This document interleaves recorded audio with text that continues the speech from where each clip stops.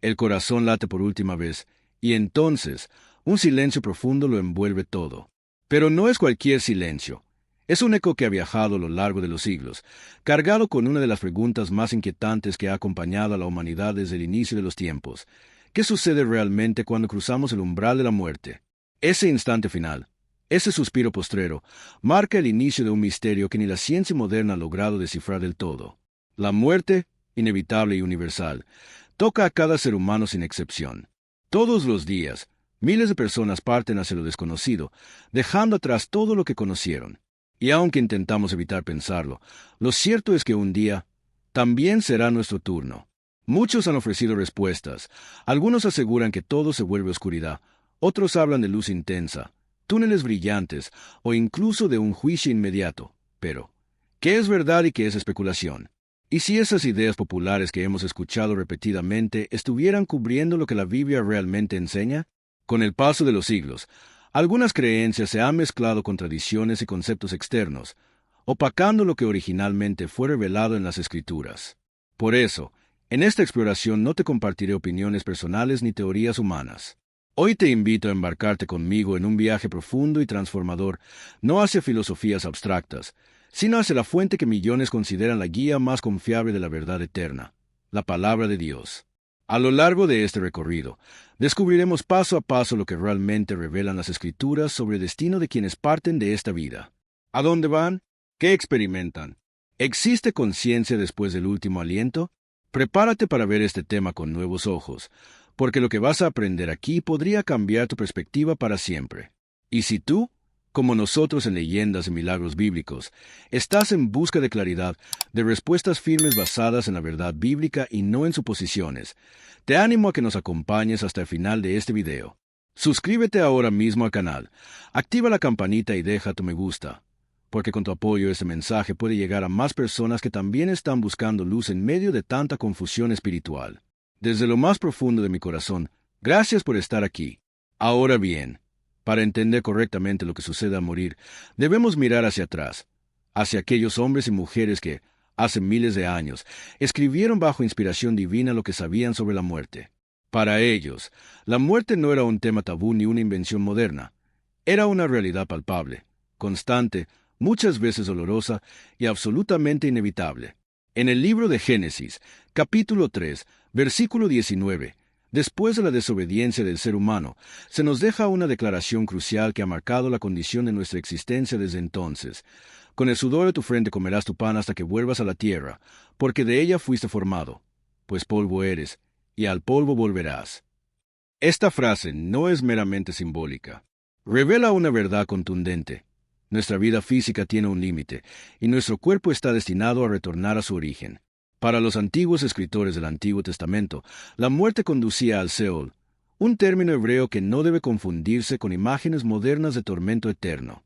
El Seol era visto como el destino común de todos los que fallecían, tanto los justos como los injustos. No era un lugar de fuego, sino un reino de sombras, un espacio silencioso, subterráneo, donde predominaba el olvido. Era, por decirlo así, un estado de existencia disminuida, un lugar sin actividad, sin alegría ni sufrimiento. El rey David, en un momento de profunda reflexión, clama en el Salmo capítulo 6, versículo 5, porque en la muerte no hay memoria de ti, en el Seol, ¿quién te alabará? Y en el libro de Eclesiastés, el sabio predicador analiza la vida desde una perspectiva honesta y a veces cruda. En el capítulo 9, versículo 5, nos deja otra clave reveladora. El sabio de Eclesiastés no se anda con rodeos. Declara con una franqueza que corta el alma. Los vivos al menos saben que morirán, pero los muertos no saben nada. Estas palabras revelan algo profundo, una desconexión total de los sentidos, de pensamiento y de toda conciencia tras el último aliento. No se trata solo de estar inactivo, se trata de un estado donde no existe memoria, emoción y percepción. El olvido se convierte en su morada. Y esto, amigo mío, nos confronta con una realidad que pocos se atreven a mirar de frente. Pero, ¿significa esto que las escrituras hebreas eran completamente pesimistas respecto a más allá? ¿Que no había ninguna esperanza después de la tumba? No exactamente. Aunque el Antiguo Testamento presenta mayoritariamente el Seol como un lugar sombrío y silencioso, también encontramos pequeñas luces, destellos de una esperanza futura que aún no había florecido del todo. Un ejemplo conmovedor lo hallamos en el libro de Job. En medio de su dolor insoportable, cuando todo en su vida parecía perdido, Job lanza una pregunta cargada de anhelo. Si un hombre muere, ¿volverá a vivir? Job 14, versículos 14 y 15. Su corazón no busca explicaciones teológicas, sino consuelo, esperanza y fe. Él dice, esperaré todos los días de mi lucha hasta que llegue mi liberación. Entonces tú llamarás, y yo te responderé. ¡Qué declaración tan profunda! Job estaba convencido de que su historia no terminaría en el polvo. Siglos después, esa esperanza comenzó a tomar forma más clara en los labios del profeta Daniel.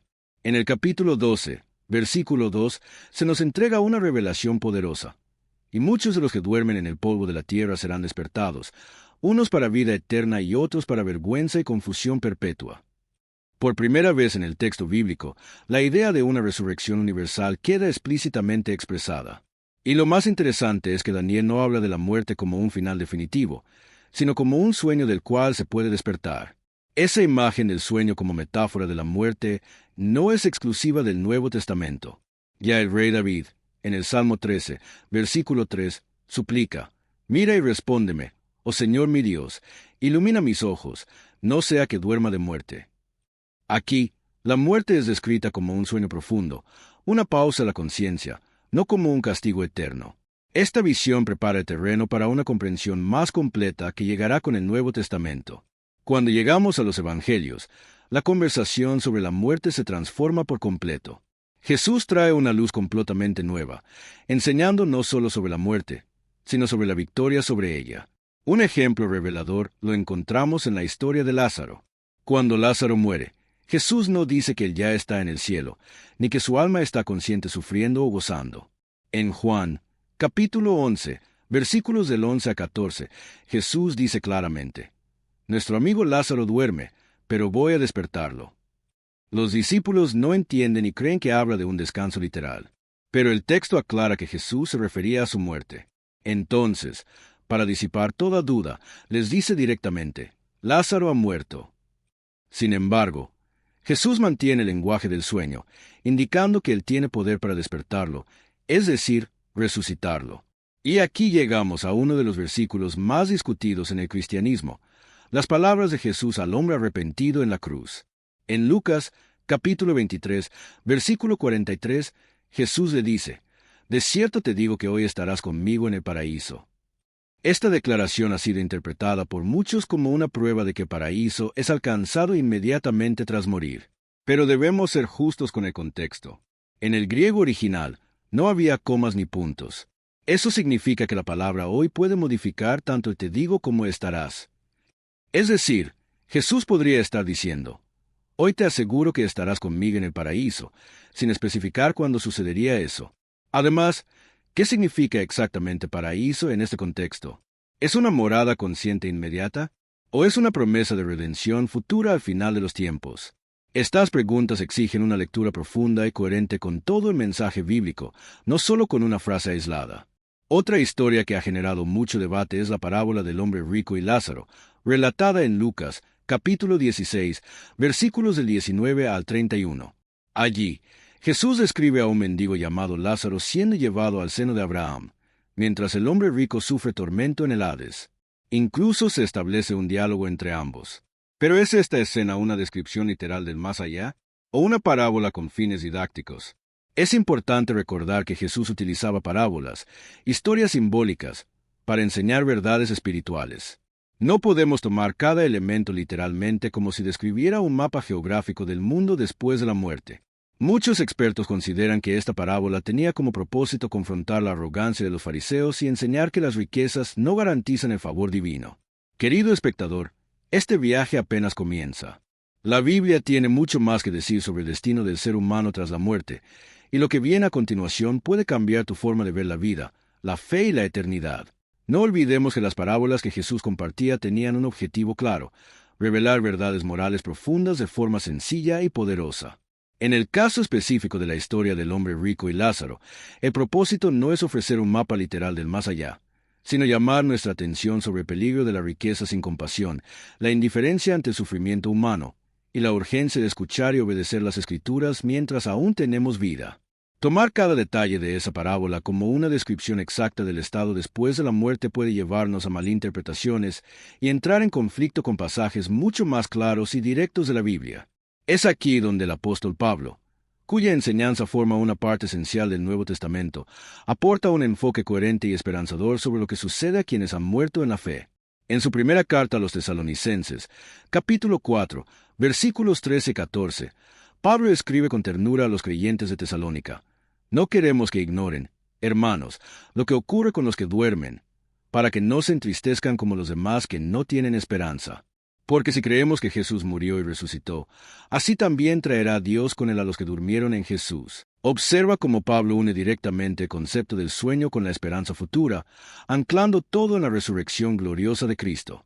Ahora bien, algunos podrían recordar las palabras del propio Pablo en Filipenses, capítulo 1, versículo 23, donde expresa su deseo de partir y estar con Cristo, lo cual es muchísimo mejor. Esto ha sido interpretado por algunos como una prueba de conciencia inmediata tras la muerte. Pero debemos mirar más profundamente. A lo largo de sus escritos, Pablo deja claro que su esperanza no está puesta en una existencia espiritual separada, sino en la resurrección corporal que ocurrirá en la segunda venida de Jesús. Desde esa perspectiva, el tiempo de espera entre la muerte y la resurrección podría ser percibido como un abrir y cerrar de ojos, como un sueño profundo que se interrumpe con el llamado de Cristo a la vida eterna.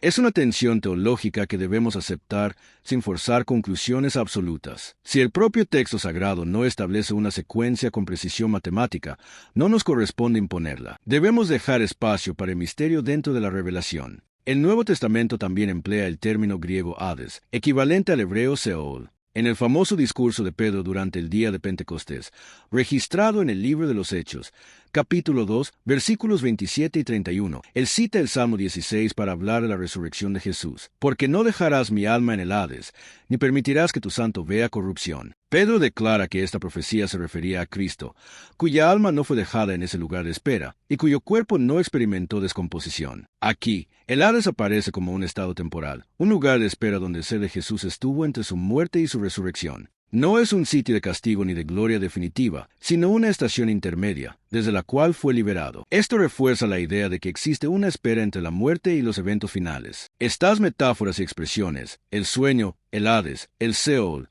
todas preparan el terreno para una comprensión más profunda sobre la esperanza bíblica frente a la muerte. Pero antes de revelar esa verdad central, necesitamos examinar algunas creencias muy difundidas que se han mezclado con las enseñanzas bíblicas, generando confusión en la mente de muchos. Una de esas creencias comunes es que, al morir, cada persona va inmediatamente a un cielo consciente de felicidad o a un lugar de castigo eterno. Es una imagen poderosa y muy arraigada en la cultura, pero al ponerla bajo la luz de las Escrituras, encontramos otra perspectiva. Por ejemplo, en Juan, capítulo 5, versículos 28 y 29, Jesús dice: «Viene la hora cuando todos los que están en los sepulcros oirán su voz, y los que hicieron el bien saldrán para resurrección de vida, y los que hicieron el mal, para resurrección de juicio». Esto no sugiere una entrada inmediata al cielo o al infierno tras la muerte, sino un evento futuro, colectivo, donde todos los muertos serán resucitados al mismo tiempo. El juicio ocurre después, no de forma individual e instantánea, sino como parte de un gran desenlace planeado por Dios. Otra creencia muy extendida, especialmente dentro del catolicismo tradicional, es la existencia del purgatorio, un estado intermedio de purificación para quienes murieron en la gracia de Dios, pero que aún necesitan ser limpiados antes de entrar al cielo. Esta enseñanza se desarrolló a lo largo de los siglos y encuentra respaldo en libros considerados deuterocanónicos, como el segundo libro de los Macabeos. Sin embargo, es un hecho tanto histórico como teológico que este concepto no aparece explícitamente en los libros que componen el canon aceptado por los cristianos protestantes y evangélicos. Esto crea una diferencia doctrinal importante entre distintas tradiciones cristianas, basada en qué textos se consideran inspirados y cómo se interpretan. Presentamos esto con respeto, no para crear controversia, sino para comprender el origen de estas ideas y cómo se formaron a lo largo de los siglos. Y llegamos a una noción profundamente enraizada en muchas culturas, la creencia de que el alma es una entidad separada del cuerpo y que por su propia naturaleza no puede morir. Esta visión no proviene de la Biblia, sino de la filosofía griega, especialmente de Platón, quien enseñaba que el alma era inmortal por naturaleza. Sin embargo, al leer pasajes como 1 de Timoteo, capítulo 6, versículos 15 y 16, encontramos que solo Dios posee la inmortalidad en sí mismo. Y si retrocedemos hasta el principio, en el libro de Génesis, capítulo 2, versículo 7. En el principio, según el relato de Génesis capítulo 2, versículo 7, Dios formó al ser humano del polvo de la tierra y sopló en su nariz aliento de vida.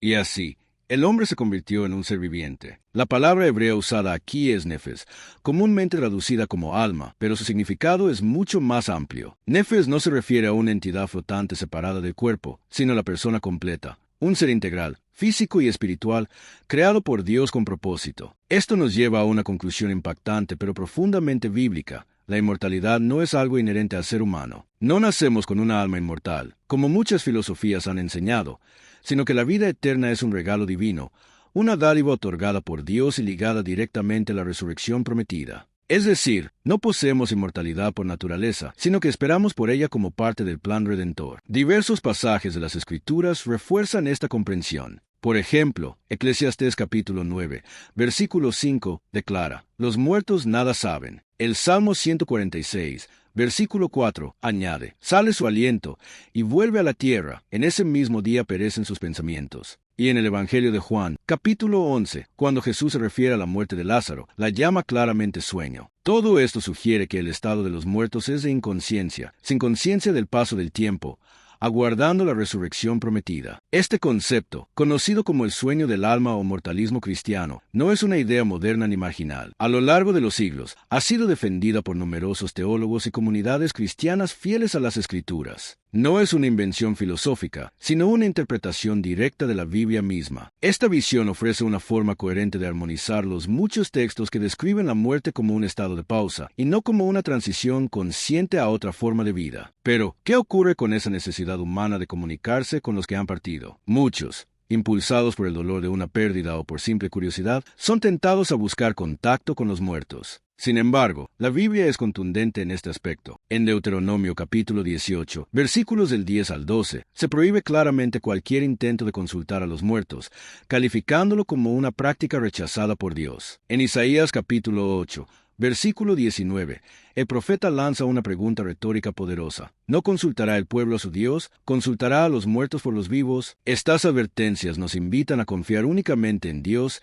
y a cerrar la puerta a prácticas que pueden conducirnos al engaño espiritual. Todo esto nos lleva a una reflexión profunda. A lo largo de los siglos, las interpretaciones humanas, las tradiciones y hasta los sistemas filosóficos han ido moldeando nuestras ideas sobre la muerte y lo que hay más allá. Pero muchas veces, estas ideas terminan reemplazando o incluso contradiciendo lo que la Biblia realmente enseña. Por eso, es vital volver constantemente a las Escrituras, a la fuente original de la verdad, y pedirle a Dios sabiduría y discernimiento para comprender su palabra correctamente. Y si este esfuerzo por regresar a la verdad bíblica resuena contigo, por favor considera apoyar este mensaje. Dale me gusta al video, suscríbete al canal Leyendas y Milagros Bíblicos, y activa la campanita para que este contenido pueda seguir llegando a más corazones que buscan respuestas genuinas. Después de recorrer tantas interpretaciones y textos complejos, ahora estamos preparados para enfocarnos en el corazón de todo este tema, la piedra angular de la esperanza cristiana ante el misterio de la muerte.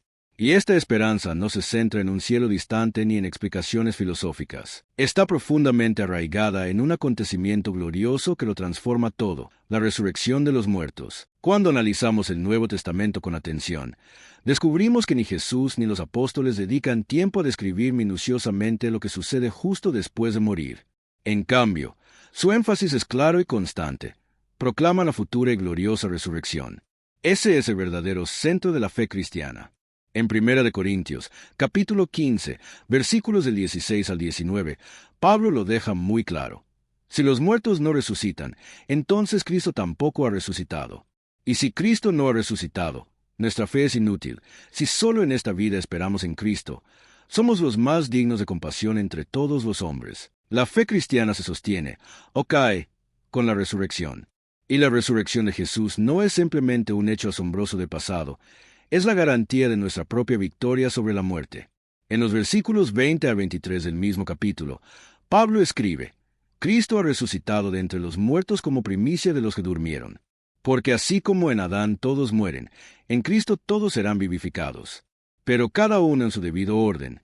Cristo, las primicias, luego los que son de Cristo, en su venida. La resurrección de Jesús es la prueba irrefutable de que la muerte ha sido vencida, y es la promesa de que todos los que están unidos a Él también vivirán de nuevo. Y la Biblia no habla de una sola, sino de dos resurrecciones generales. Como ya mencionamos, Jesús enseñó en Juan capítulo 5 que llegará una hora en que todos los que están en los sepulcros oirán su voz. Unos resucitarán para vida eterna y otros para juicio. El apóstol Pablo reafirma esta enseñanza ante el gobernador Félix en Hechos capítulo 24, versículo 15, donde declara su esperanza en Dios de que habrá una resurrección tanto de justos como de injustos. Esto nos recuerda que la resurrección será corporal, no simplemente un estado espiritual o simbólico. Tendremos cuerpos transformados, glorificados, pero seguiremos siendo nosotros mismos, con identidad, memoria y propósito, en una forma nueva de existencia física y espiritual. Después de la resurrección, las Escrituras hablan claramente de un juicio final, no como un acto de castigo vengativo, sino como el momento definitivo de justicia y verdad. En Apocalipsis capítulo 20, versículos del 11 al 15, se describe con fuerza visual el gran trono blanco ante el cual comparecen todos los muertos, grandes y pequeños, para ser juzgados conforme a sus obras. Y Pablo, en 2 de Corintios capítulo 5, versículo 10, confirma que todos compareceremos ante el tribunal de Cristo, para que cada uno reciba según lo que haya hecho mientras estaba en el cuerpo, sea bueno o malo. Es un llamado serio a vivir nuestras vidas con propósito, conscientes de que daremos cuenta de nuestras decisiones ante nuestro Creador. Pero la cumbre de la esperanza bíblica no es simplemente escapar de la muerte ni ir al cielo. La visión final que nos ofrece la Biblia es mucho más profunda y gloriosa. La restauración completa del plan de Dios alcanza su clímax en una de las escenas más conmovedoras del libro del Apocalipsis. En el capítulo 21, versículos del 1 al 4, se nos presenta una visión majestuosa. Vi un cielo nuevo y una tierra nueva, y la ciudad santa, la nueva Jerusalén, descendía del cielo. No es una metáfora lejana, es una promesa viva. En ese nuevo mundo, Dios mismo vivirá con su pueblo. Ya no habrá distancia, ni separación, ni oscuridad espiritual. Y escucha bien esta promesa, porque es una de las más hermosas jamás escritas. Él enjugará toda lágrima de los ojos de ellos, y ya no habrá muerte, ni llanto, ni clamor, ni dolor, porque las primeras cosas pasaron. La muerte, esa enemiga silenciosa que ha arrancado tantos abrazos, que ha sembrado tanta tristeza, será eliminada para siempre. Ya no tendrá poder. Ya no habrá despedidas, ni corazones rotos, ni noches en vela por la ausencia de un ser amado.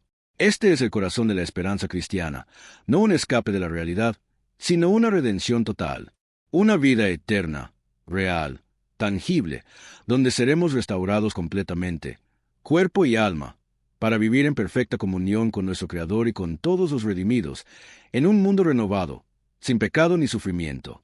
Un mundo donde el amor es eterno y la paz no tiene fin. Así que, al concluir este viaje profundo por las Escrituras, vemos que aunque existen debates sobre el estado exacto entre la muerte y la resurrección, la respuesta más sólida, clara y transformadora que nos ofrece la Biblia es esta. Habrá resurrección, una esperanza firme anclada en el futuro glorioso, en la victoria rotunda de Cristo sobre la muerte y en la promesa de una vida restaurada, eterna e inquebrantable en la presencia del Dios vivo. Querido amigo, querida hermana, te animo con todo el corazón a que tomes estas promesas y las lleves a la oración. Reflexiona sobre ellas, pídele a Dios sabiduría para discernir su verdad, y permite que su palabra sea la única que moldee tu entendimiento, más allá de tradiciones humanas, miedos personales o doctrinas confusas. La Biblia no es solo un libro antiguo, es la voz del cielo hablándonos hoy. Y si esta reflexión tocó tu corazón, por favor, demuestra tu apoyo con un me gusta. Suscríbete ahora mismo a nuestro canal Leyendas y Milagros Bíblicos y activa la campanita para no perderte los próximos estudios. Comparte este video con alguien que esté buscando respuestas, consuelo o simplemente claridad. Tu gesto puede ser una bendición para otra alma que hoy necesita esperanza. Ahora bien, después de considerar nuestro destino eterno, surge una pregunta natural. ¿Qué importancia tiene lo que hacemos con nuestro cuerpo físico después de la muerte? En nuestra cultura, hay mucha confusión sobre prácticas como la cremación. ¿Tiene algo que decir la Biblia sobre esto? ¿Afecta de alguna forma el destino eterno de nuestros seres queridos? Para responder a estas dudas, He preparado con mucho cuidado otro video especial donde exploramos profundamente lo que las Escrituras nos revelan sobre este tema. Te sorprenderá saber lo que realmente dice la palabra de Dios al respecto y cómo tomar decisiones informadas, sabias y conforme a propósito divino. Haz clic ahora en el video que aparece en tu pantalla para descubrirlo. Gracias por acompañarme en esta travesía espiritual. Que la paz de Dios, esa que sobrepasa todo entendimiento humano, guarde tu corazón y tus pensamientos en Cristo Jesús. Nos vemos en el próximo estudio.